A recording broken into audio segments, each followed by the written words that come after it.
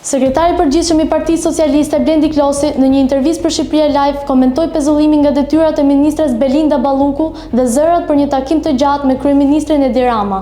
Ai sqaroi se çështja ka hapur debat të madh publik, por theksoi se procedurat e drejtësisë duhet të respektohen pa ndërhyrje politike.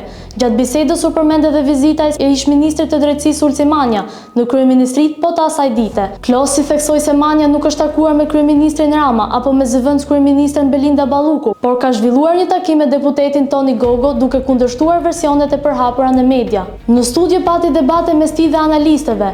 Klosi pranoi se në një gjykat mund të shpallë fajtore dhe një ministër, por shtoi se pezullimi pa argumentim të plot krijon probleme. Ndërkohë, Agim Baçi kundërshtoi duke thënë se ndërhyrja nga Ministria e Mbrojtjes do të ishte grushteti, ndërsa sipas tij rreziku i prishjes së provave e justifikon largimin nga detyra.